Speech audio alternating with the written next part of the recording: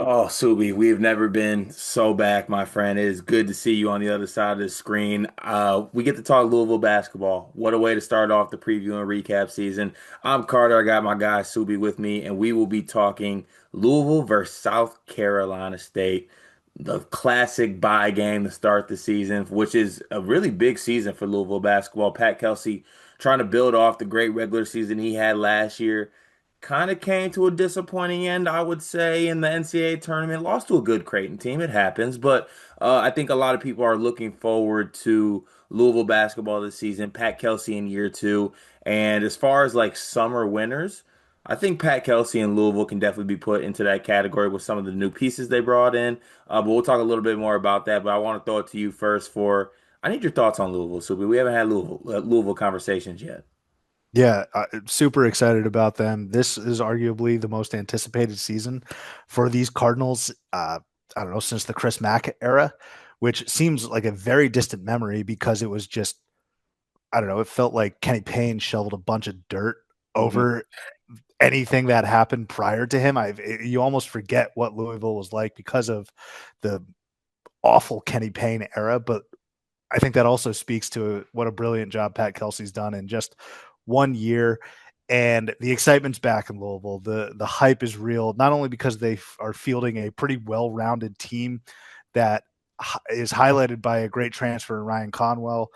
They have some bigs as well. The main attraction, Michael Brown. Like Michael Brown had Pat Kelsey going crazy on the phone when he committed, like Antonio Brown was when he got released by the Buccaneers or the Patriots or whoever it was. Michael Brown is the guy. And so this team is really well rounded. They're going to be a lot of fun to watch, but he is the head of the snake. He's the main attraction. And I don't like, I'm going to focus on a few other areas that maybe some folks who are aware of Michael Brown may not know about, but starts with him, Carton. I'm not ashamed to say, call me a casual. I'm not ashamed to say that is the number one thing I'm looking forward to with the Yeah, Cardinals. 100%. I think all the hype leading around him, all the backcourt mates that come with it, whether it's Ryan Conwell, like you stated, one of the most coveted players in the transfer portal, lefty, can really score the basketball. They also had some guys that can really shoot the ball, and Isaac McNeely. I think Adrian Woolley, a guy who was really, really productive as a freshman at Kennesaw State last year, he was very highly touted in the transfer portal as well. So it's definitely going to be a big year for Louisville. And last thing before we get into the actual game preview, to your point.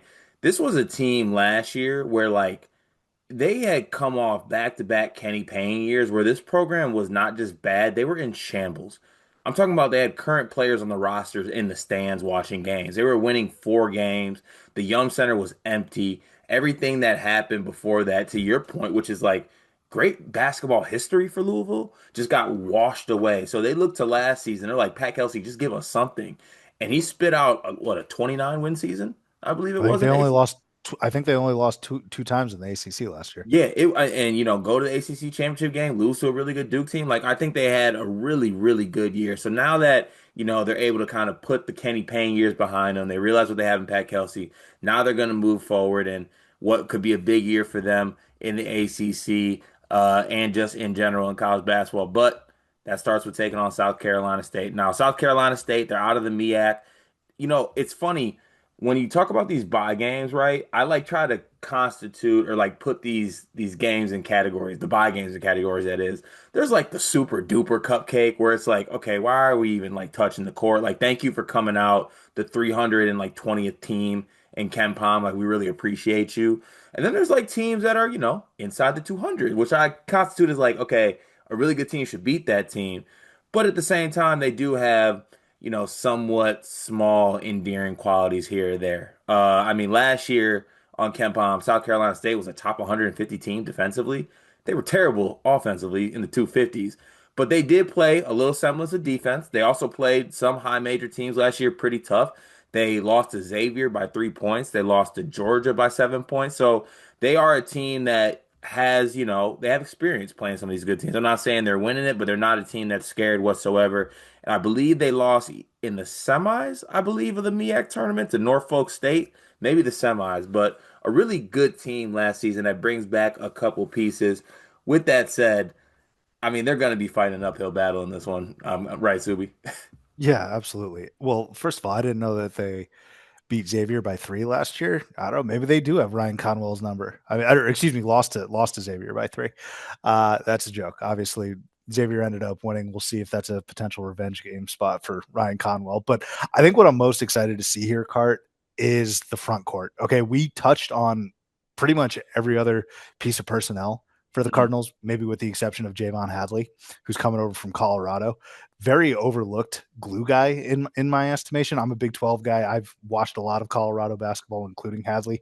He's a good pickup too. Don't just get super enamored with Ryan Conwell. But the front court, man, I know they brought in Fru and Zugris. They went international there, Mhm. but they also are expecting back Kayshawn Pryor and Ali Khalifa. So I was in this prep cart.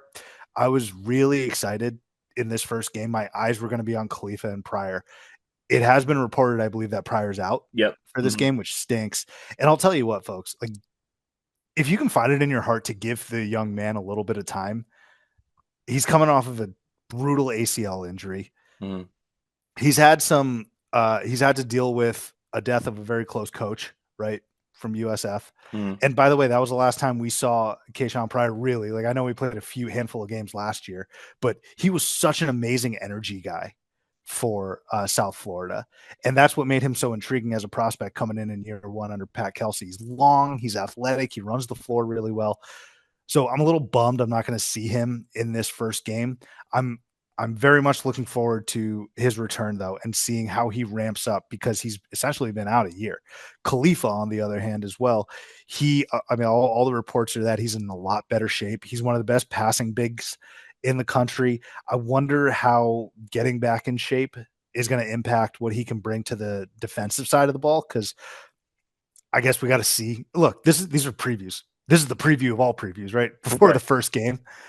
I don't know what their interior defense is going to look like. I don't know what their defense in general is going to look like. So I think those two guys are going to be key cogs and pillars for this team moving forward. I think PK is banking on a healthy Pryor, hopefully, even though you got to ramp him up, and he's banking on a Khalifa, two experienced vets that can bring some depth and help to the front court. And we don't know what the lineups are going to be, right? But I think those two guys for me, outside of Michael Brown, of course, are the most intriguing parts of this Cardinal team early in the season. Yeah, I think the front court is going to be a question all year, right? Kayshawn Pryor eventually is going to come back from injury, but even without, with Pryor, Pryor is more of like a four-man finesse, like matchup kind of mismatch thing, a la like a Grant Nelson type player at Alabama is kind of what more I constitute him as. They need Sonata Fruit to step up for this team. They need Ali Khalifa to step up for this team, and to be quite frank, in that first game against Kansas, against really good competition and a good front court, they didn't really show much. Now, to their credit, against a lesser opponent in Bucknell, they played a lot better. Everyone played a lot better. The shots were going in. It looked great. I also like the shot distribution. One of the things I didn't like in the Kansas game was it was really Michael and Conwell doing my turn, your turn, my turn, your turn. And they didn't hit shots, and I thought it looked bad. Now, in the other game, Bucknell, Michael Brown was absolutely incredible. I mean, 28 points, I believe, in 28 minutes. He was 8 for 11 from three in that game. I mean, he was really, really good. And, if you're one to Ken Palm watch early on in this season, Bucknell is the 299th team on Ken Palm. And Louisville was able to win that game by, let's see, what, 23 points? And they kind of did play like an exhibition game. Everyone played in that game. They won that game by 23 points, though. South Carolina State is preseason 322nd on Ken Palm. So, ugh, kind of stinky. Like I Yeah. said, they finished top 200 last year, but this year it's not looking as good. This should be one that I think Louisville has themselves a good time and gets a win by 30 plus. Don't you feel like that? Yeah, absolutely. Can I, real quick though, just say if I were a fan of Louisville and I was invested in their wins and losses, or if I was a fan of what really good basketball should look like, I agree with you that I think you had mentioned either the ball stuck or it wasn't their best performance against Kansas because they were just Ryan Conwell and Michael Brown were just going back and forth like do him ball. As a fan, I'd love to see Michael Brown just do him ball the entire season. I Are love you kidding me, I dude? do love do him ball. I do. I try to put it aside because I listen. I'm gonna be on a lot of Louisville videos this season, or at least I'm gonna try to. And I need to look at it through a non L's up lens because do him ball is fun when you got two good guards that do him elite. Am I wrong? No, you're not, especially when one of them is a potential lottery pick. Hey, speaking of that, real quick, Card, I don't want to belabor this too much, but does it feel to you that there is a top three in terms of freshmen, Mhm. whatever variation of Debansa, Boozer, and Peterson you want to go with? By the way, I really hope we don't have to differentiate between like Cam and Caden. Yeah, Like you when know, I say Boozer, we know, right? we know for sure. Thank you. Do you think that we're not placing Michael Brown in these conversations enough? So the thing is, I was placing him in those conversations, and then I was told to be quiet, and unfortunately, I had to be quiet after that performance against Darren Peterson, where Peterson had 26 points in the first half, and Michael Brown was, I mean, for lack of a better term, he was terrible in that basketball game. But we're talking about the U19 MVP on a team with the, I'm sorry, he wasn't the MVP, but he should have been the MVP on that team. On the U19 team that had Debansa, had Koa Pete, had those guys on there. I think Michael Brown is in that conversation. I've been on record saying that I think he is a taller Kyrie with more bounce. That's really what I think that he is. And I'm gonna stand by that. And that's one of the most dangerous players in the league in college basketball. So for me, he's in those conversations. He should be in those conversations. I think he's going to be in those conversations. And I don't think it's gonna be games like this that separate him. But best believe that first game against a real good opponent, November 11th against Kentucky, I think you're gonna get a Michael Brown show for sure. Yeah, he's got that, but he's also got the Duke game whenever they play. Uh, that's going to be a lot of fun, by the way, just seeing those two freshmen. I mean, this crop of freshmen is tremendous, but I just figured it was worth the conversation. I'm sure Louisville fans are saying, hey, let's shoehorn my guy in there as well. We'll see how the season plays out, though. Yeah, as he should be. All right, so we will end it with this two things. One, you get one wish as a Louisville fan for what you want to see in this game. It could be personal, you could want to see this, or it could be like a maybe a big picture thing. I don't know. It's sometimes in these games it's tough to be like, oh, I want to see this or I want to learn this. There's not really much to learn from a game like this, but the floor is yours. I need one thing, one wish you would have as a Louisville fan, and then I need a score prediction. Yeah, I think the biggest thing I want to wish for is a good defensive effort. That's what I want to see first and foremost. I have a lot of questions about Louisville's defense coming into the season, personnel wise, and we'll see how that plays out over the course of the season. But a strong defensive effort against an inferior opponent is going to build the confidence as this train continues to roll. Final score for me is 90-68 Cardinals. 96, yeah. Okay.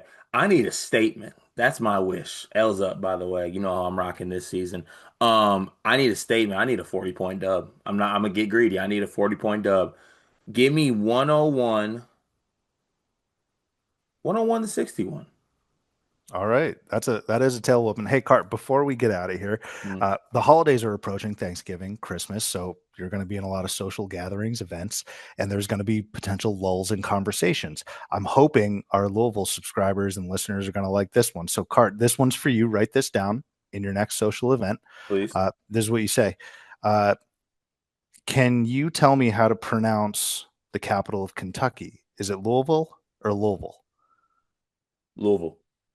Wrong. The capital of Kentucky is Frankfurt, Cart. See, Subi, you thought you had me right there, but there's one thing that you didn't take into account here. You can't come on our first preview on a Louisville video and think you're gonna outbit me because you can't outbit me. So, my friend, look, I know we had our moments last year. Sometimes you can be a little down in the dump. So you know what? I brought this little cupcake here to commend our previews this year. I'm gonna light this.